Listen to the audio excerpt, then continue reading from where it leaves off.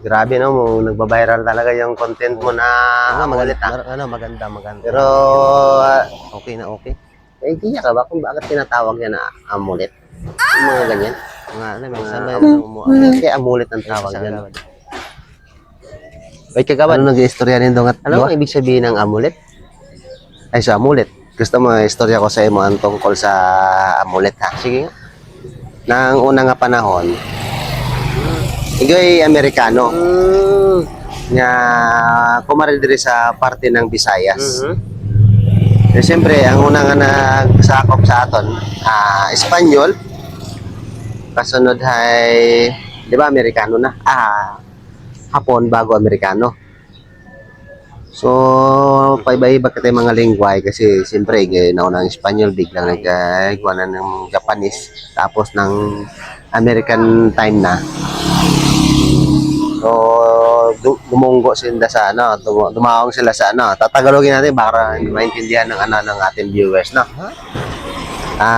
Siyempre, dumaong sila sa part ng Visayas. So, pagbaba nila ng Visayas, nakita ng ng kababayan natin, yung mga Amerikano. Yung ganda ng mga suot. Tapos ang lalaki ng mga kwintas. Di sabi ng ng Amerikano, what island is this? Siyempre yung Pilipino, hindi naman niya alam kung yung English.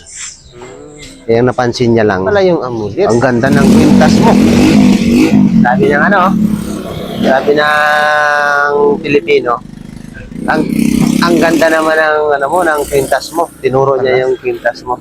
Yung ng kwintas ng foreigner, Amerikano. Eh, hindi man naintindihan ng Amerikano. Sabi ng ng Amerikano, hawak-hawak niya yung kwintas. Okay. You mean this? This one is amulet. So tumatak ngayon sa puputi ng Pilipino na yun pala is amulet. Hanggang sa pagkalipas ng mahabang panahon, siyempre meron na tayong mga manggagamot noon. Hindi pa siyempre ngayon nakarehistro na sila bilang doktor, pero sa time nila is yun, parang albularyo ang datingan. Ayun. Siyempre idol na yung mga foreigner, nag-ano din sila. Ayun, yun pala yun. Yun Susuot pala din sila galing ng yung kwintas. Tuwing may lalapit na Pilipino, English sinasabihan nila ng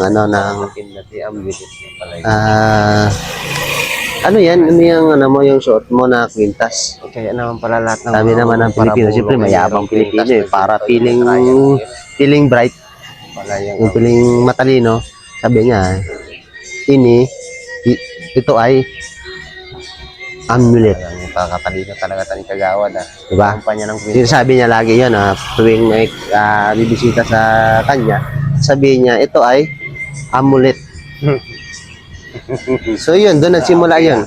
Yung Okay. word na amulet. Magandang yan Hanggang sa katagalan, yung nakuha lang yun, naintindihan lang ng Pilipino, ay amulet.